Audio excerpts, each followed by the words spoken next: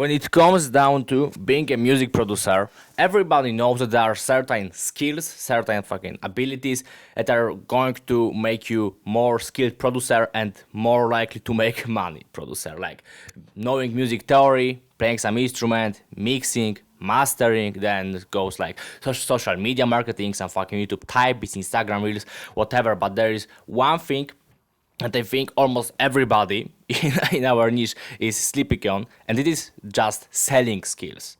Because the thing is, you can be really good at producing, you can be really good at marketing, but if you suck at selling, even though you can make some fucking basic sales, because if your marketing is good enough, some people will come to you and they will buy something from you, but you will never even realize what's your potential in terms of just closing one fucking transaction. Because the thing is, when you're good at selling, you can turn $20 deal into $200 deal. You can turn like nothing to something, literally. I mean, you can create deal out of situations that are completely fucking it seemed completely like hopeless.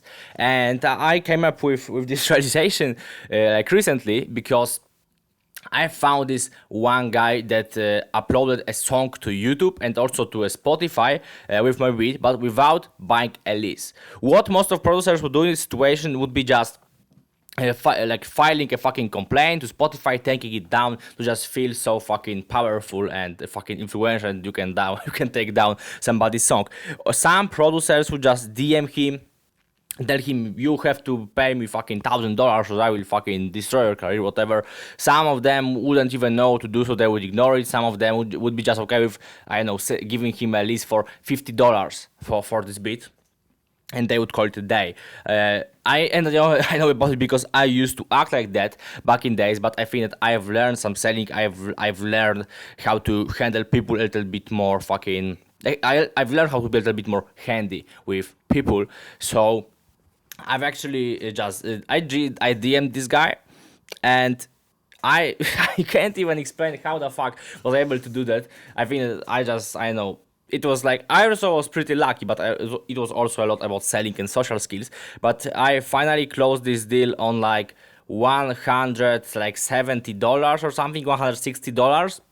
I mean, I generally sold this bit exclusively, but the thing is, this bit has like literally 200 views on YouTube, and it's getting no views for like last fucking few months. I mean, I've uploaded it I think like 4-5 months ago, and since that point it has like 200 views, but in last, let's say, 3 months it has like 20 new views. So this beat is dead, nobody would buy it, but I was able to turn this beat into a fucking win. I mean, $160 for a beat that is completely dead and has no views.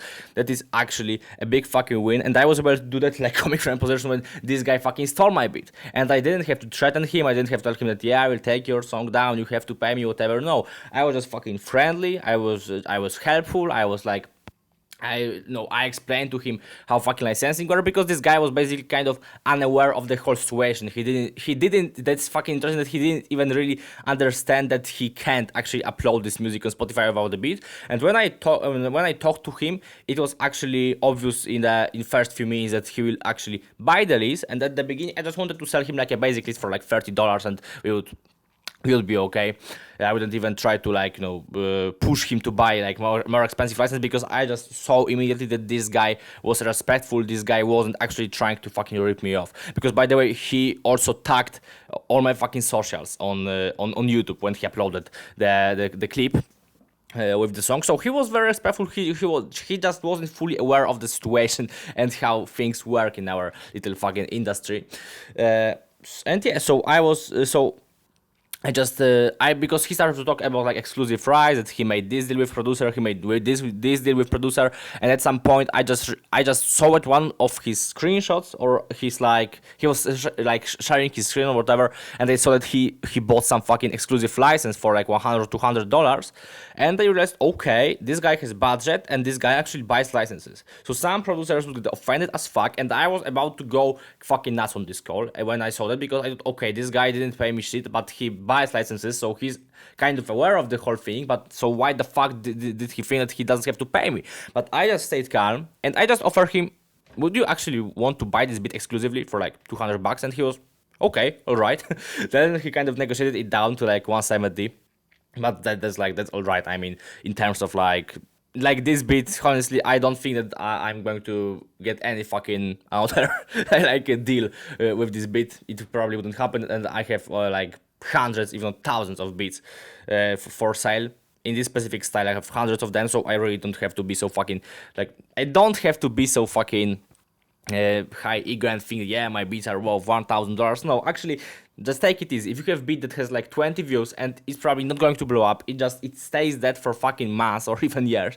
You don't really have to negotiate for high price for exclusive, because this beat is simply not worth like too much. I mean, the fucking no, the fucking market verified your beat. They like YouTube fucking type this market verified your beat is not worth too much. You can sell it for $150. I mean, don't go down for like 100, because you can sell just one fucking one unexclusive is for 100, so don't do this type of shit. But 170 is already like you would have to sell 3 or 4 licenses for this beat, which honestly I think for me it would be very high. I don't think that I've ever sold any beat like 4 times. I mean, I have beats that have been used just for free on YouTube more than 3 or 4 times, but I've never really like sold at least 3 or 4 times for one beat. So if you could if you can make 170, it is probably more than you'd ever like make with this beat. And if the beat is old and you also don't really think that it has like really bright future in front of it, you don't really have to care too much. But the thing is, I also realized that because it came up in the whole fucking conversation why we were making this deal. He actually shared very fucking interesting story, because he also used a beat without a license from this one very fucking popular type beat producer. I think that it was like Dextach. I mean, if you're into type beats by any means, you know who the fuck this guy is. I think this guy has like millions and millions of views on his beats. He has like, I mean, I'm going to fucking Google this motherfucker, because that's fucking remarkable what I discovered, okay? Dextach. Oh, it's not this guy. So literally 200,000 fucking subscribers. One of the probably like this guy is really fucking solid producer. I mean, he's uploading every fucking single day for like 9 years or whatever, and he's like 6 million, 5 million, 3 million. I mean, this guy is clearly like 100 times more successful type beat producer than I am, because like for me the best my best beat has 20k views, his best beat has like 6 million views. So yeah, he's fucking remarkably more fucking successful with his productions.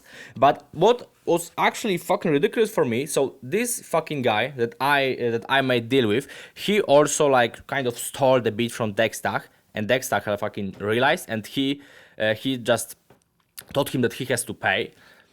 But this guy, I have no idea how the fuck did it work, but he actually talked him into just splitting fucking money on DistroKid on the song with, by the way, with like 200 streams. So literally he split $2 with him or whatever, something like it's actually less than $2 probably.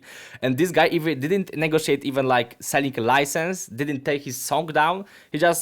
He kind of got ripped off, and he wasn't able to renegotiate it. And maybe this is my ego, but I actually think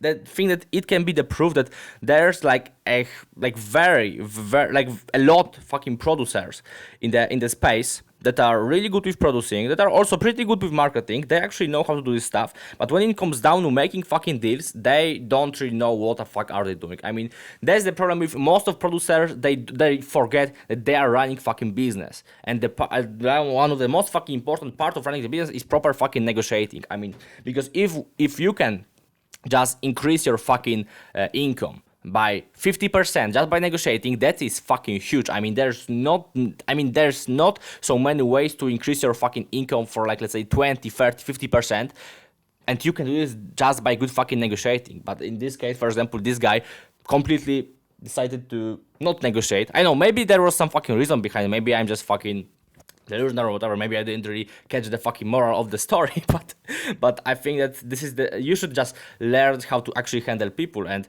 yeah, I think that at this point you know what I mean, but I'm going to give you some few really fucking solid tips for that. So you should just read the book. I mean, this book is so fucking, I mean, this book is like abused in the internet. Everybody, I think everybody in the like self-improvement like space used to talk about this book, and still also talks about this book, but that's because this book is really fucking good. This book is like by Dale Carnegie, How to Win Friends and Influence People. I mean, You could read 100 other books on selling, on some fucking smart strategies, methods, whatever, fucking manipulation tactics. I think that this is all fucking bullshit. I think that the only thing you will ever need is reading how to win friends and how to win friends and influence people. Like read it 5 times, 10 times, 20 times, and it will be worth more than reading 20 other books. I mean, there are some books on selling that are kind of useful. I know, let's say Psychology of Selling by Brian Tracy, probably. I mean, it's alright. But that is, I think that this is the only book that I really have like in. This is literally the only book on sales that I think is kind of worth reading. I think that the whole rest, and I have read like a bunch of them. No, that's also To Sell is Human. To Sell is Human. I will also Google it right now. This okay, so this book actually is also alright. Yeah, that's from Daniel Pink. To Sell is Human, and if you want to improve your skills, that's also something that you should consider reading.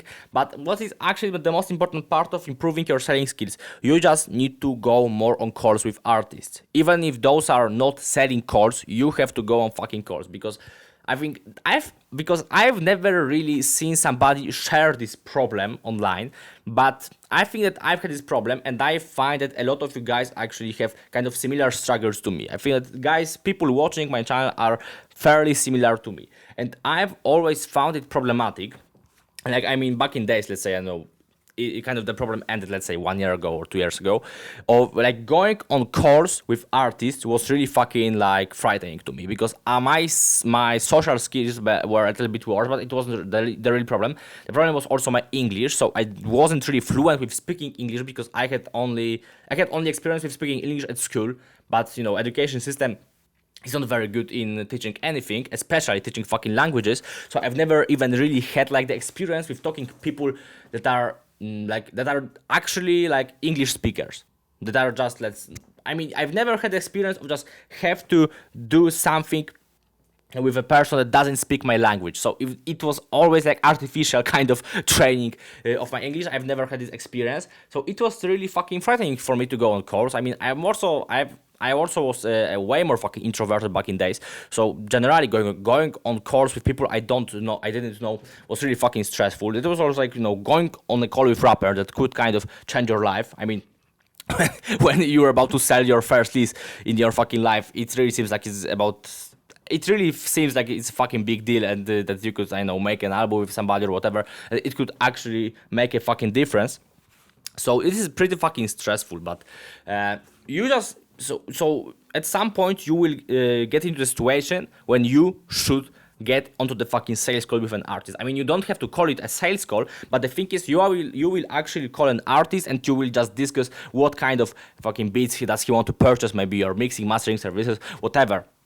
And you will have to offer something. You will have to negotiate. You will have to throw some fucking offer, because the biggest problem with a lot of like people, like not just producers, but generally people in general, is they are always fucking afraid to talk about money, talk about price, and negotiate price. For example, with this guy, he was actually pretty good with negotiating, because he was very fucking kind of, you know, strict with giving some new fucking term that we will do this deal, but only if it's like $100. And you will have to. And sometimes you just have to sit down and say, no, I won't do this for this price. It will be at least 160. And he will say, all right. That's actually what happened in this that's fucking negotiation with this guy. And you can just be so fucking afraid to take money from people. I think that's another big fucking problem with producers and people that start to sell something online. And actually they get really fucking stressed when they start getting any fucking money from a stranger, and they suddenly feel like they have to deliver fucking, they have to deliver every fucking type of service for $20 for a license, okay? Because that used to be me, okay? When I got my first fucking offer for selling a lease, I immediately offered Wave plus stems, license with like unlimited streams, whatever, everything fucking unlimited for like $30. I didn't even like negotiate it. And I got this money. But then I didn't really know what to do then, because it wasn't through BeStars. This guy just sent me money through PayPal, like $30. So I get this money, and I did this stupid fucking retarded thing forever. Because I thought that, yeah, if somebody buys beats, if somebody wants like Wave plus stems license, he probably knows what stems are. And furthermore, if somebody has stems, he doesn't need like a whole beat in Wave or MP3 because he has fucking stems. He can create it by himself. When you're a producer, maybe you would think it this way, but the thing is, actually, most of rappers that will DM you, they don't even really know what the fuck stems are. And they will never, I mean, some of them will literally buy it from you because, let's say, you will give them good offer for Wave plus stems. So they will not even ask, they will take it, they will be happy that they get some fucking extra zip file or whatever, they will never use it. I think I've done only like maybe 2 deals in my life when artists really was like, yeah, I need those fucking stems, I'm going to actually use them. Most of rappers don't actually care. They don't have, they mix by themselves, or their engineers are like very fucking cheap, and so they can't basically afford mixing with stems. So I remember this guy sent me money, and I sent him, I already prepared it like a day before. I sent him a link to Google Drive with only stems. So it was on like snare, clap, kick, melody, bass, whatever, but there was no such thing as the whole beat. So this guy started looking through files and he didn't even understand what the fuck is this. Another thing, there was no license, and after like years of selling beats, I know that you can actually just make a fucking quick PDF file with ChatGPT and send this thing to an artist, and it will be alright, and it's actually like a license. And also the most important like part of making a license is just the part of negotiating in DMs. I mean, that's already, your fucking text messages on Instagram are probably more legally relevant than this your fucking license on BeatStars or whatever. I mean, the most important part is just making this fucking act of making the deal through fucking messages. I mean, that's already enough, but I didn't know all that, so I got all fucking stressed because this guy started talking something like, yeah, you need to send me this. Actually, he wasn't even pushing me that hard because he just told me that, yeah, like, you need to send me proper files. He didn't even give me deadline or something, but okay, you need to send me proper files because otherwise I will have to report you to Instagram. Which was actually reasonable because I sent him some bullshit and he sent me money. So that was actually a reasonable answer, but I got so fucking stressed that I fucking immediately sent him money back, and I told him, okay, I will do that in like 2 hours at home. And so but I didn't even really have to tell him that it will be quick. I could take extra day for that. I didn't have to send this money back, but I just did it because I was really fucking shitty at sales. So yeah, right now I'm pretty fucking proud of myself that I came to the point when I can actually say that I've done proper deal, I've done good at negotiating, I've done this and that, and that's what you will basically have to do. But I've built like this kind of confidence, these social skills, these selling skills only through going on literally, I think, hundreds of calls with artists.